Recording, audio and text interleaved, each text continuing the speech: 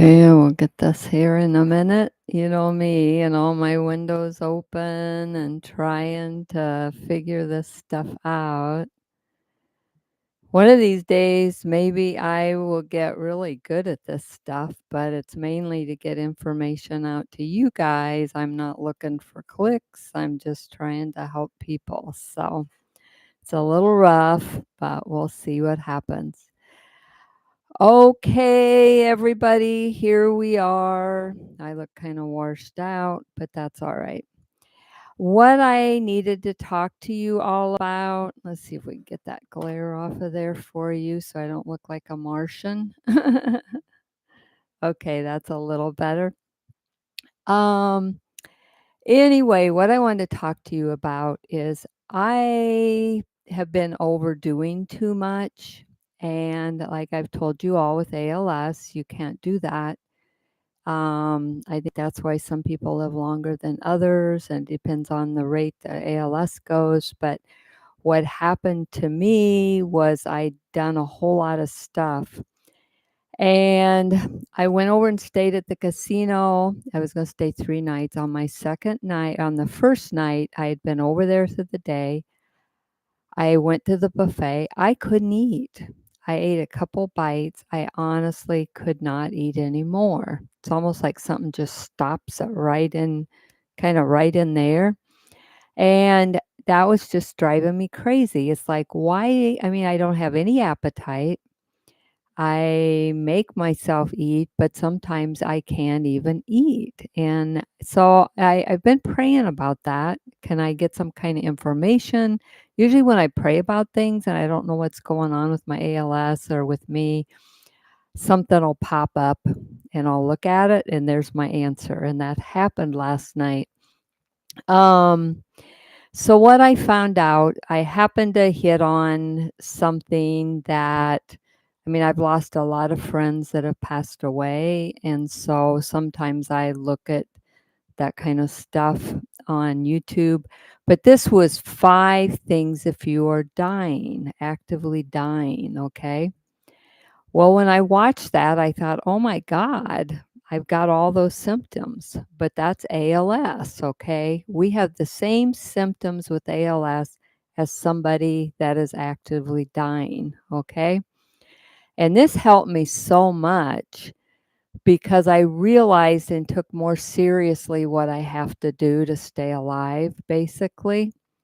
But what they said on the eating, which got me, is that something as you quit eating, you don't want to eat. They said don't force the people to eat because it can cause some issues with them. Um, but if they can eat, have them eat a little bit. Well, when I got my ALS book, they did not want us to lose weight, okay? They said if you lose weight, your progression will start. Well, that's true. If you can't eat, you're going to die faster, okay? Some of this stuff isn't rocket scientist. I'm not going to get a feeding tube. But what I found out is they said what happens when somebody's dying, and this really reflects to us people with ALS, the same concept. If we overdo and we make our bodies super tired, then what happens is um, we don't have enough energy for our food to even digest our food. And this is what happens when somebody dies, it was saying, this doctor was. So no wonder that makes sense because I'd been over at the casino that day. I went to eat at the buffet at supper time and I left 90% of my food. And I thought, wow, what's going on here with this? I don't understand why I can't eat. That's never been a problem for me, okay? So that fit because I completely overdid that day and my body was so tired it probably couldn't even have digested the food.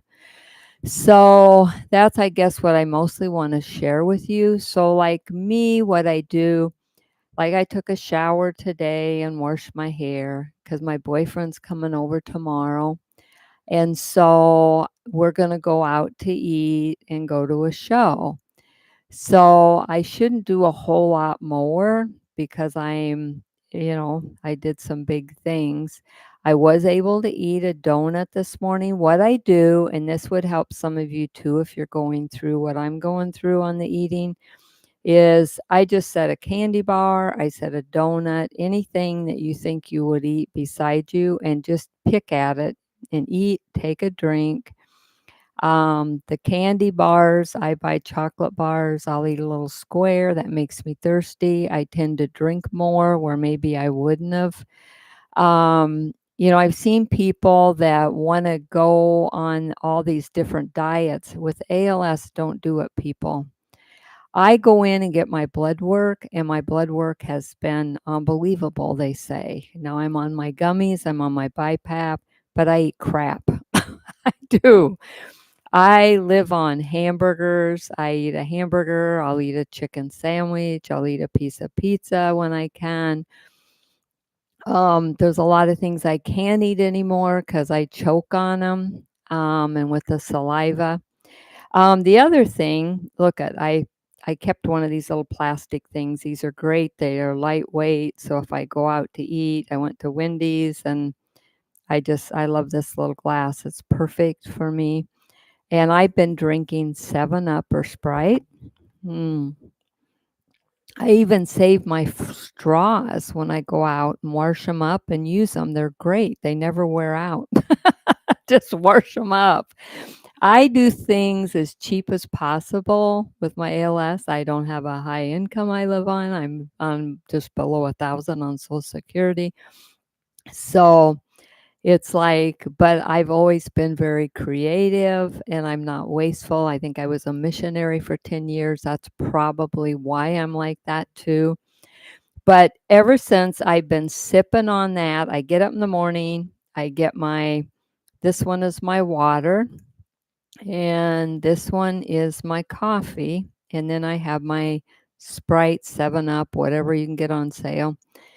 And I sip and drink those, and I can monitor how much my fluids I'm drinking a day.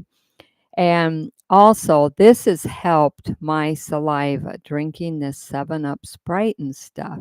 Now, I also licked a peppermint stick, and that helped my saliva. I had gotten COVID for the 4th time here another month ago, and that boosted my saliva up worse again, and probably why I'm ramping worse. That usually happens when I get that, and that'll happen to you. And anyway, if you um if you actually, do that a little bit and drink a little in the afternoon, a little bit at night, and I do the sugar one so I can get more calories. See, I get calories from that then. Um, Also, maybe buy some honey, and if you can't eat a couple days, try to just suck on some honey or put some honey in some tea to get some calories. The 7 Up will give you calories. The thing is, all you should worry about with ALS is getting calories every day, okay? That's gonna keep you alive longer. Um, I started out on that scale that tells you how long you have to live on ALS that they do when you go to the things, and you can do that on an AFR site. They ask you questions, and then they tell you where you're at on that scale, AFR scale or something like that. I forget what that's actually called. And I started out at 47. 100 is the best, and that was 8, almost 9 years ago. And I am down to 31 or 32. Now, in the 20s, they say you should call hospice in. I don't know that I will, but I have been holding my own at 31, 32, 33 for the last year or two.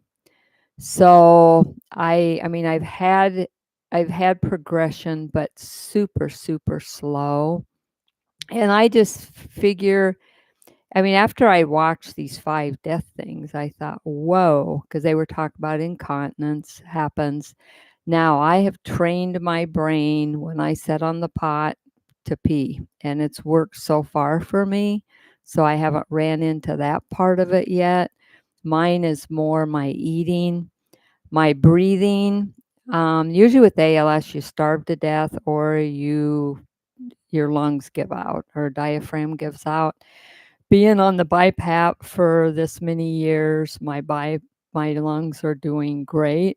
Sometimes I get down to 95, but a lot of times I'm at 97, 98, 99.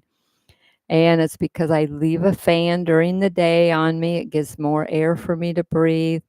And then I use the BiPAP at night. But see, the other thing is they said too when somebody's dying, but this fit with ALS people too. Like when we lay down and sleep with a weak diaphragm, we stop breathing for a minute or more. And this is why you need to be on a BiPAP machine because your diaphragm is weak. And this is just something that happens with us. Now, I use my BiPAP readings to see how much saliva has went into my voice box and my lungs.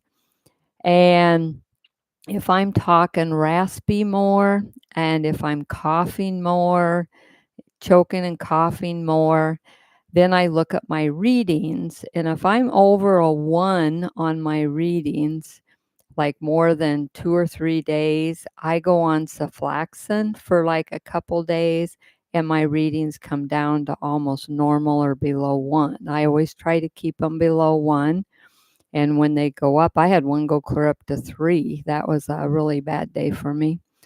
But you can almost see how your ALS cycles by doing that.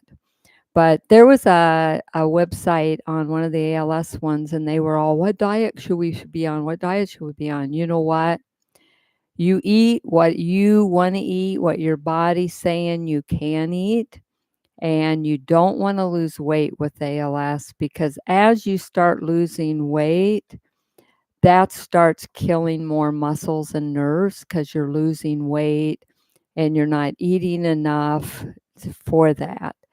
It is very complex. And, they keep going, looking in the brain on this research. And yes, some of us have these things, but nobody's looking at what is causing the issues with us people. See, and I've always done my own thing. I go to my neurologist. He just shakes his head and says it's not medical possible how I'm doing.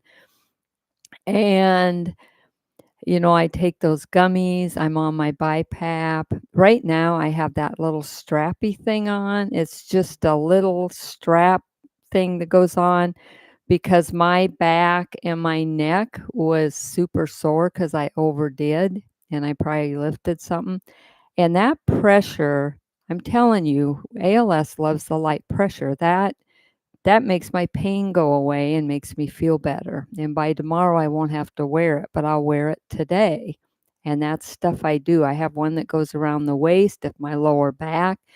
I went to roll over last week and I couldn't even, I could kind of roll over. It was hard. And then trying to get up, I had to shimmy off the bed. And I thought, wow, but that was because of the back muscles. I couldn't believe that the ALS is going after my back muscles now, but now it's been better and I can get out of bed normal. So, ALS cycles, um, you know, you cycle, like you may be bad for a week or two and then you may be better for a week or two, and that's how ALS does. But on the eating, like I said, I guess my plan is to drink a lot of 7 Up and eat honey if I can't eat other food. But sometimes I just eat bread and butter. If that's all that sounds good or I can get down, that's what I do. And I always keep chocolate bars in my fridge. And if all else fails, I eat a chocolate bar. I can get a lot of calories out of them, and they actually have some vitamins in them. I eat one of those little Andy mints, or not Andy, the round mints you buy. and those are loaded with potassium. So I eat one of those every 3 days just to keep my potassium levels up because I hate taking pills.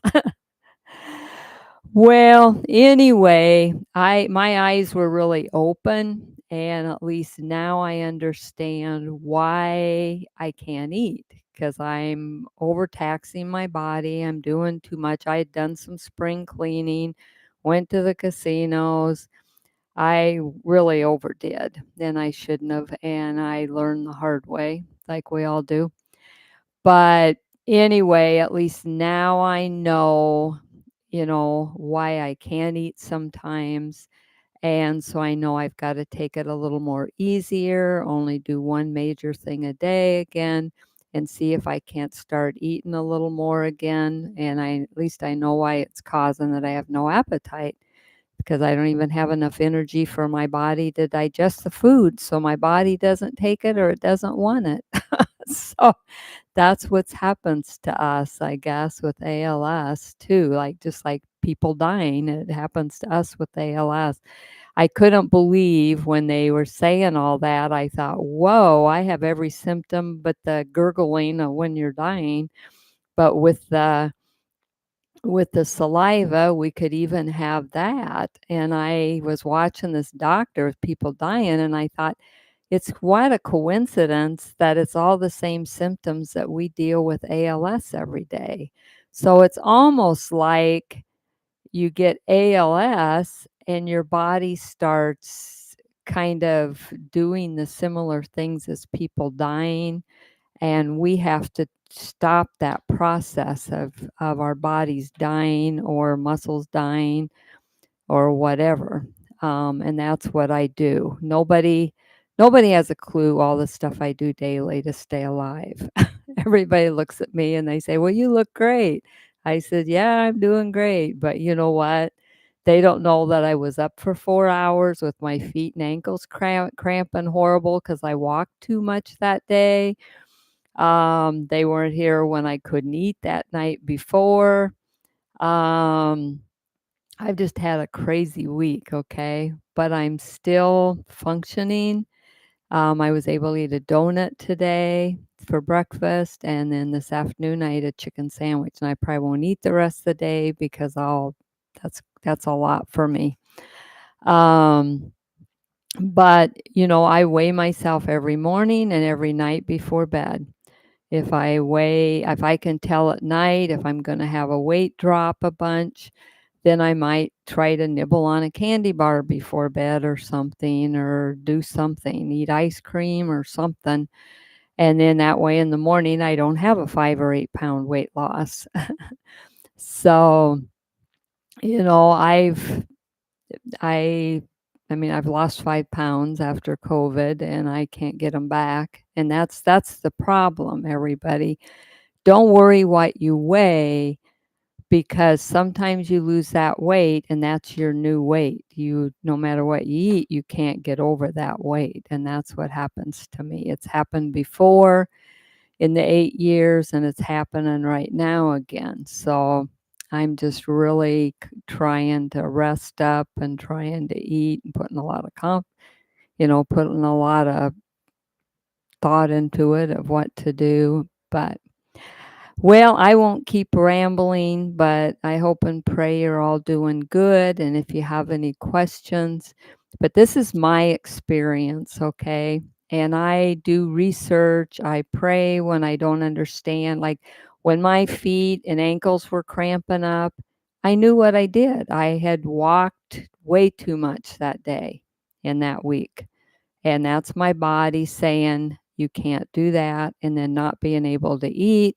Then when I found that and it said to us, if your body is exhausted, you can't digest food, so your body's not gonna let you take any food in. That was kind of a real rude awakening for me, but now that I understand it, I will pace myself a lot more and take it more easy and see what happens. Well, until our next video, and God bless you all. And Every day is a gift from God. So we'll talk to you guys again. Bye bye.